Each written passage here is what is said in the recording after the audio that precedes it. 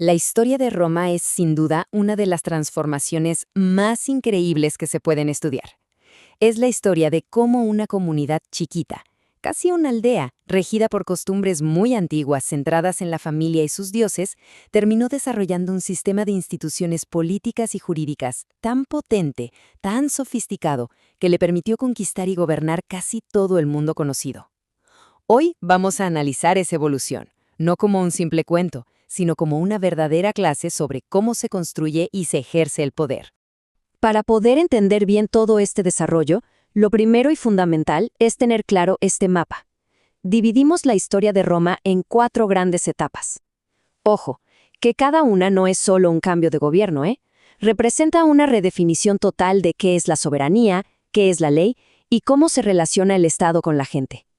Pasamos del rey vitalicio de la monarquía al poder compartido de la república y de ahí a la autoridad cada vez más centralizada y, al final, divinizada del imperio. Este es el recorrido que vamos a hacer. Bueno, ¿cuál es nuestro plan de hoy? Sencillo, vamos a desglosar cada una de estas fases. Primero, los cimientos de la monarquía, que como veremos están muy ligados a la familia. Después, nos metemos de lleno en el conflicto social que le dio forma a las instituciones de la república. Luego, veremos cómo la expansión territorial llevó al Principado, que era básicamente un imperio disfrazado. Y cerramos con la monarquía absoluta del dominado y su legado más importante, el que llega hasta hoy, el derecho. Bien, empecemos por el principio, como tiene que ser. Para entender la Roma más antigua, hay que sacarse de la cabeza la idea moderna de Estado. La estructura política romana no nace de una teoría, sino que crece de forma orgánica desde sus unidades sociales más básicas, la familia y el clan. La política en ese entonces era casi una extensión de lo que pasaba en casa y en los rituales religiosos. En los orígenes de Roma, lo que encontramos son 2 núcleos sociales que son clave para entender todo lo demás. El primero es la familia, pero no pensemos en la familia como papá, mamá y los chicos. No, la familia romana era todo el conjunto de personas y también de bienes que estaban bajo la autoridad de un jefe. Y el segundo núcleo es la gens, que era como un gran clan que agrupaba a varias familias que decían venir de un mismo antepasado. Esta gens era como una mini sociedad, con sus propios cultos y reglas. La lealtad a la gens venía incluso antes que la lealtad a la ciudad. Y en el centro de toda esta estructura está la figura imponente del pater familias. Su poder, la famosa patria potestas, era, prácticamente ilimitado. Imagínense, tenía derecho de vida y muerte sobre sus hijos. Era el único que legalmente podía tener propiedades y además actuaba como juez y sacerdote dentro de su casa. Ahora, esto no era pura tiranía, En una sociedad donde el Estado casi no existía, el pater familias garantizaba el orden, la unidad y la supervivencia económica de la familia, que era la verdadera célula productiva de la época. Y acá llegamos a una distinción jurídica que es fundamental y a veces un poco complicada de entender al principio. Para los primeros romanos, el parentesco más importante no era el de sangre, la cognatio, ¿no? Era el parentesco civil, la agnatio. ¿Qué era esto? Bueno, la agnatio unía a todos los que estaban bajo el poder de un mismo pater familias, sin importar si eran hijos biológicos, adoptados o lo que fuera. Este vínculo definía quién heredaba, quién necesitaba un tutor, todo. Que la cognatio, el lazo de sangre, fuera ganando importancia con los siglos, marcó una evolución clave en el derecho romano que se fue haciendo más, digamos, humano. La monarquía no se quedó quieta, claro. La gran reforma que se le atribuye al rey Servio Tulio transformó la sociedad por completo. Se dejó de lado el criterio del apellido, del linaje, y se pasó a un criterio basado en la riqueza, un sistema timocrático. Fíjense en la tabla. Los más ricos, los séquites y la primera clase controlaban juntos 98 centurias, que eran las unidades de voto. Con eso ya tenían la mayoría absoluta asegurada en las asambleas. Esta reforma no solo cambió el poder político, sino que también ató el servicio militar a la plata que tenías. Así se forjó la idea del ciudadano soldado. Muy bien, ahora veamos cómo termina la monarquía. Su caída da paso a la república, un sistema que nace de un rechazo total al poder de una sola persona, del rey. Pero la historia de la república no es para nada tranquila. Es una historia de conflicto social constante entre 2 grandes grupos. Y, paradójicamente, fue esa misma lucha la que le dio forma a sus instituciones más importantes y duraderas. El mito fundacional de la República es la historia de Lucrecia. Su ultraje, a manos del hijo del rey, se convirtió en el símbolo del abuso de un poder sin control. La rebelión que vino después no fue solo un cambio de gobierno, fue como un juramento de todo el pueblo de nunca más ser gobernados por un rex. Esa palabra, rex, se volvió un tabú político.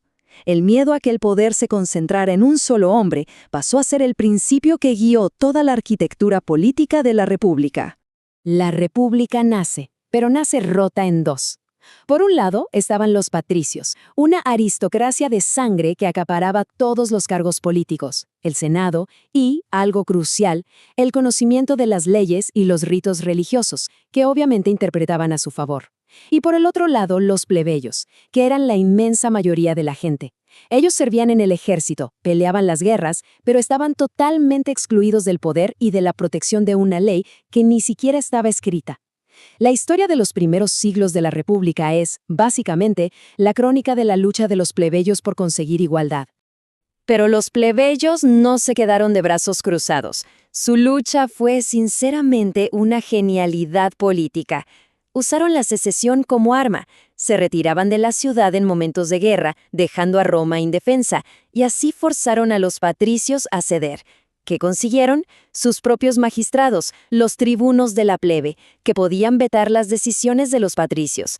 Exigieron que la ley se escribiera en la famosa Ley de las 12 tablas, para que fuera pública y no un secreto. Y así, paso a paso, lograron el derecho a casarse con patricios. Y finalmente el premio mayor, llegar al consulado, la cima del poder. El resultado de todo este conflicto fue un sistema político de una complejidad increíble, lo que los antiguos llamaban una constitución mixta, porque mezclaba elementos de monarquía, aristocracia y democracia. El objetivo, distribuir el poder para que nadie pudiera abusar de él. Su lema, Senatus Populusque Romanus, el Senado y el pueblo de Roma, resumía perfectamente esta idea de un gobierno compartido. El poder ejecutivo no estaba en manos de una sola persona, sino de varias magistraturas que se compartían y duraban solo un año. Para llegar a la cima, un político tenía que subir una escalera, el cursus honorum. Era una carrera de cargos que garantizaba que los líderes tuvieran experiencia en finanzas, administración y justicia antes de poder ser cónsul y comandar los ejércitos. Era un sistema diseñado para crear una élite de gobierno preparada y a la vez para limitar la ambición de cada uno. Entonces, el poder republicano se apoyaba en tres pilares que se hacían contrapeso mutuamente. Los magistrados, que tenían el poder de mando, el imperium; el Senado, que aunque en teoría solo aconsejaba, tenía una enorme autoritas, una autoridad moral y política que era casi imposible de ignorar; y los comicios, o sea las asambleas del pueblo, que eran la fuente final del poder porque elegían a los magistrados y votaban las leyes. Este equilibrio fue la clave del éxito de la República durante siglos. Pero, y siempre hay un pero en la historia, este sistema, que era perfecto para gobernar una ciudad-estado, empezó a hacer agua por todos lados cuando Roma se convirtió en una potencia mundial. Administrar un imperio gigante con riquezas enormes y ejércitos profesionales que eran más leales a sus generales que al Estado, bueno, todo eso rompió el delicado equilibrio republicano y preparó el terreno para un nuevo sistema. Solo miren este mapa. Es imposible gobernar todo esto con las instituciones de una aldea. La crisis provocó un siglo de guerras civiles terribles. Generales como Mario, Sila, Pompeyo y César se mataron entre sí por el poder absoluto, demostrando que el viejo sistema ya no funcionaba. La República, literalmente, se ahogó en su propia sangre. Y acá entra en escena un personaje clave, Augusto, un verdadero genio político. Él se dio cuenta de que no podía llegar y decir «soy el nuevo rey», porque la palabra rex seguía siendo veneno. Entonces, ¿qué hizo? En un acto de propaganda magistral, restauró formalmente la República. Pero mientras el Senado seguía reuniéndose y se seguían eligiendo cónsules, él fue acumulando en su persona todos los poderes importantes. Se presentó a sí mismo como el princeps, el primer ciudadano. Así nació el imperio, escondido detrás de una fachada republicana. Esta ficción del principado duró casi 300 años. Pero la crisis del siglo III, con más guerras civiles, pestes e invasiones, lo rompió todo. La farsa republicana ya no se podía sostener. Para sobrevivir, el imperio necesitaba un gobierno mucho más directo, centralizado y autoritario. Y ahí la máscara se cayó. El punto de quiebre lo marca el emperador Diocleciano. Él ya no quiere ser el primero entre iguales. Adopta el título de Dominus, que significa Señor y Dios. Esto muestra un cambio ideológico brutal. Se abandona por completo la idea del emperador como un ciudadano más. Ahora es una figura divina, un monarca absoluto cuyo poder no viene del Senado ni del pueblo, sino directamente de los dioses. El emperador pasa a ser la ley viviente, rodeado de un ceremonial de corte muy lujoso inspirado en Persia. Para evitar el colapso total, Diocleciano implementó reformas drásticas, casi quirúrgicas. La tetrarquía, o sea, el gobierno de 4, fue una solución práctica para poder administrar y defender un territorio inmenso. Creó una burocracia imperial súper jerarquizada y eficiente, que reemplazó a las viejas estructuras republicanas, y consolidó la idea de la monarquía divina como un pilar para mantener la unidad. Fue un intento a la desesperada por reimponer el orden a través del autoritarismo. Y al final, el imperio de Occidente cae. Pero, y esto es quizá lo más importante de todo, el legado más grande de Roma no son sus acueductos ni sus legiones, es su derecho. Y esta herencia increíble fue rescatada, ordenada y preservada en Oriente, en Constantinopla, la nueva Roma, mucho después de que la vieja capital cayera en manos de los bárbaros. Avancemos al siglo VI. Como parte de su proyecto para restaurar el imperio, el emperador Justiniano se propuso una tarea colosal: juntar, limpiar y sistematizar 1000 años de pensamiento jurídico romano. Su objetivo era crear una obra definitiva que pusiera orden en la cantidad enorme y a veces contradictoria de leyes y opiniones de juristas que Roma había producido.